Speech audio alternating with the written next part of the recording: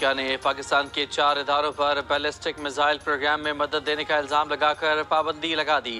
ترجمان امریکی محکمہ خارجہ میتھیو ملر نے کہا کہ ان اداروں پر الزام ہے کہ انہوں نے پاکستان کے بیلسٹک میزائل پروگرام کو آگے بڑھانے میں مدد دی ہے۔ ترجمان نے کہا کہ تباہی پھیلانے والے ہتھیاروں یا ان کی ترسیل کے ذرائع پر کارروائی کی جائے گی۔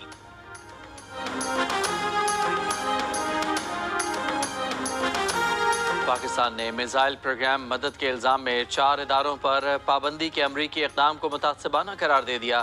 ترجمان دفتر خارجہ نے کہا کہ دوہرے معیارات، امتیازی طرز عمل علاقائی اور عالمی سلامتی کے لیے خطرہ ہیں۔ ہمیں نجی تجارتی اداروں پر پابندی عائد کرنے پر بھی افسوس ہے۔ ایک مسلمہ، ایک پاکستانی باشندہ ہونے کی حیثیت سے مجھے امریکی پابندی پر افسوس نہیں، محکمہ خارجہ کے افسوس پر افسوس ہے۔ پاکستانی ترجمان کو اس سے زیادہ بھیگی بلی والے الفاظ نہیں ملتے تھے۔ یہ افسوس اصل میں عوام کو طفل تسلی دینا ہے، وگرنہ انہیں بھی پتہ ہے کہ افسوس کی بھی ان کی مجال نہیں۔ یہ سب عیاشی، غلامی اور قرض داری کا نتیجہ ہے۔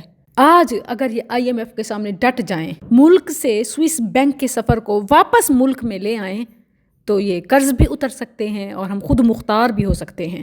افسوس تو یہ ہے کہ ان کی عیاشیوں میں رتی برابر کمی نہیں آتی اور لوٹ کھسوٹ کا سلسلہ ابھی بھی جاری ہے۔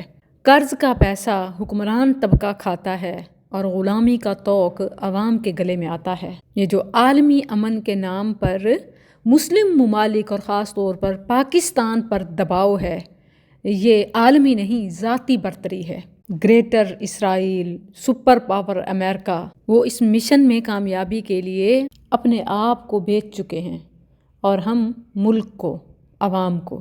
اس کے باوجود ہم اپنے آپ کو آزاد قوم سمجھتے ہیں، آزاد ملک کے آزاد شہری۔ پورا ملک گروی ہے، پابندیوں میں جکڑا ہوا ہے، سیاست سے تجارت، تعلیم سے تربیت، ہر کام امریکہ کے ایما پر، IMF کے دستخط سے۔ ہم اپنا پیسہ اپنی مرضی سے کسی مظلوم کی مدد کے لیے، کسی فلاحی رفاہی ادارے کی تعمیر کے لیے، کسی نیک کام کے لیے نہیں دے سکتے، جب تک کہ وہ امریکن NGOs عالمی منظوریوں کے مراحل سے گزر نہ جائے۔ ہمارے ادارے، ہمارے شہری اصل میں یہ ان کی پالیسیوں پر کام کر رہے ہیں، خدمات دے رہے ہیں اور یہ اپنوں کے گرد گھیرا تنگ کر رہے ہیں۔ ہم اپنا پیسہ اپنی مرضی سے خرچ کر ہی نہیں سکتے۔ تھوڑا بہت جو ہم کہیں کہ ہمارا لگ جاتا ہے وہ بھی نہیں لگے گا۔ یہ اسی پر کام ہو رہا ہے۔ یہ جو ملک کے ہر شہری کو ڈیجیٹلائز کرنے کی اسکیم پر کام ہو رہا ہے، یہ بڑا ہی افسوسناک اور خطرناک ہے۔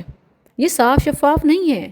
یہ کرپشن کے خاتمے کے لیے، سود، رشوت، چوری، حرام خوری کے خاتمے کے لیے نہیں ہے، یہ ان کے تحفظ کے لیے ہے۔ جتنی بھی ڈیجیٹائلائزیشن کی، پوری دنیا کو انٹرنیٹ دینے کی سہولیات ہیں، اس کے پیچھے یہ فارن ایجنڈا ہے، اغیار کا مسلم امہ پر کنٹرول پانا ہے۔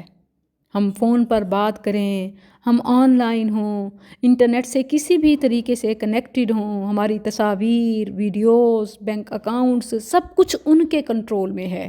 کمائی ہماری، محنت ہماری، پیسہ ہمارا، مگر حکم ان کا۔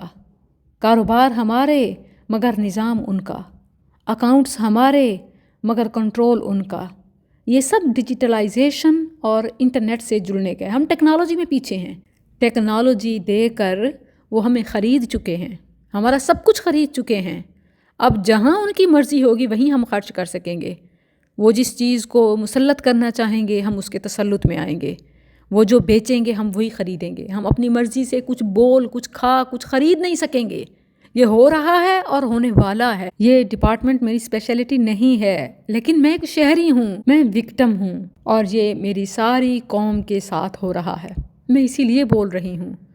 ہمیں ڈیجیٹلائزیشن کے نام پہ، ہمیں امداد کے نام پہ، ہمیں IMF سے قرضے ملنے کے نام پہ، خوشحالی کے نام پہ ہمیں بیچا جا رہا ہے۔ ہم بک چکے ہیں۔ ہم آزادی کا سوچ بھی نہیں رہے۔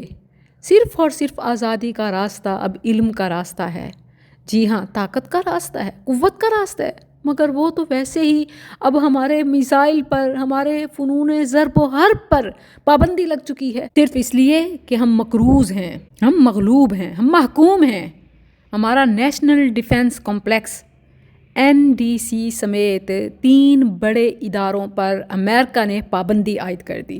یہ نیشنل ڈیفنس کمپلیکس جو پاکستان کے دفاع کو مضبوط بناتا اور جدید ٹیکنالوجی کے حصول کے لیے کام کرتا ہے، ان پر پابندی صرف قابل افسوس نہیں، خطرناک ہے۔